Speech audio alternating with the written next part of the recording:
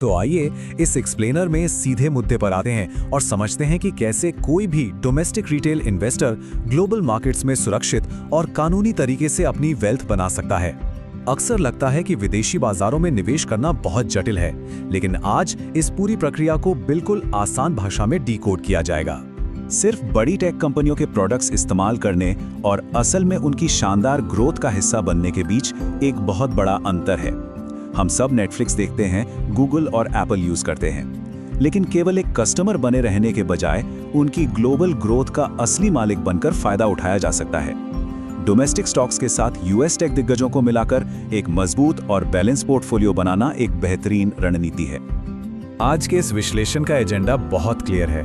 पहला, Why invest in global markets? दूसरा, the currency fluctuation advantage। तीसरा, legalities and asset safety। चौथा, simple steps for small investments। पांचवा, understanding US ETFs। और छठा, navigating taxes and records। ये road map international investment के हर doubt को क्लियर कर देगा। Section 1, Why invest in global markets? बुनियादी तौर पर यह समझना जरूरी है कि डोमेस्टिक बॉर्डर्स के बाहर इन्वेस्टमेंट के अवसरों को आखिर क्यों देखा जाए। मूल विचार यह है कि कंपनियों के इनोवेशन को सिर्फ दूर से देखने के बजाय उनकी सफलता में हम सक्रिय रूप से भागीदार बन सकते हैं। मान लीजिए, जब भारत में नए आईफोन के लिए कोई लंबी लाइन लगे तो एक इन्वेस्टर के तौर पे ये कहा जा सके कि लाइन जितनी लंबी होगी कंपनी का फायदा उतना ही ज्यादा होगा, और एक इन्वेस्टर होने के नाते मेरा भी। Section 2, the currency fluctuation advantage. इसे एक बहुत ही दिलचस्प उदाहरण से समझते हैं। मान लेते हैं कि यूएस मार्केट में $1000 का इन्वेस्टमेंट किया गया। अगर 90 रुपए प्रति डॉलर के बेस रेट पर निवेश किया जाए और बाजार सिर्फ 10% का रिटर्न दे तो वो अमाउंट $1100 हो जाता है। लेकिन पैसे वापस लाते समय यदि डॉलर की कीमत बढ़कर 95 रुपए हो चुकी है तो एक्सचेंज रेट के इस अंतर की वजह से एक्चुअल रिटर्न 10% नहीं बल्कि 16.11% हो जाता है। करेंसी का ये डेप्रिसिएशन लंबी अवधि में पोर्टफोलियो रिटर्न्स को एक गजब का बूस्ट देता है। हालांकि नए निवेशकों को करेंसी वॉलेटिलिटी के इन उतार चढ़ावों को ध्यान में जरूर रखना चाहिए। Section 3, legalities and asset safety. अब सबसे बड़ी चिंता की बात करते हैं। क्या विदेश में पैसा लगाना लीगल और सुरक्षित है? बिल्कुल। भारत सरकार की LRS यानी लिबरलाइज्ड रेमिटेंस स्कीम के तहत कोई भी भारतीय निवासी एक वित्तीय वर्ष में $2,50,000 तक लीगल तौर पर निवेश के लिए विदेश भेज सकता है। मतलब बिना किसी लीगल टेंशन के ग्लोबल मार्केट्स में कदम रखा जा सकता है। और सेफ्टी का क्या? जैसे भारत में शेयर्स CDSL के पास सुरक्षित रहते हैं, बिल्कुल वैसे ही यूएस में ग्लोबल एसेट्स DTC यानी द डिपॉजिटरी ट्रस्ट कंपनी के पास होते हैं। इसका सीधा सा मतलब है कि रेगुलेटेड इंटरमीडियरीज ऐप्स का इस्तेमाल करने पर अगर ऐप बंद भी हो जाए तो भी इन्वेस्टर्स के अंडरलाइंग एसेट्स और फंड्स पूरी तरह सुरक्षित रहते हैं। Section 4, simple steps for small investments. Practical पहलू पर आएं तो छोटे अमाउंट्स के साथ शुरुआत करना बेहद आसान है। इन्वेस्टर्स के पास मुख्य रूप से 3 रास्ते होते हैं। म्यूचुअल फंड्स आसान है, पर वहां सीधा स्टॉक कंट्रोल नहीं होता।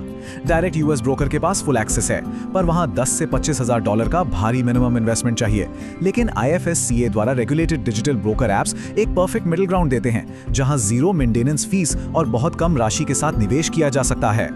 प्रोसेस की बात करें तो इसमें बस कुछ ही मिनट लगते हैं। स्टेप 1, UPI के जरिए रुपए ऐड किए जाते हैं। स्टेप 2, लाइव रेट्स पर उन्हें डॉलर में कन्वर्ट किया जाता है, जिसमें बस एक मामूली कन्वर्जन फीस लगती है। और स्टेप 3, तुरंत ट्रेड एग्जीक्यूट। लोकल करेंसी को ग्लोबल परचेजिंग पावर में बदलना लिटरली इतना ही सिंपल है। और सबसे हैरानी की बात पता है क्या है?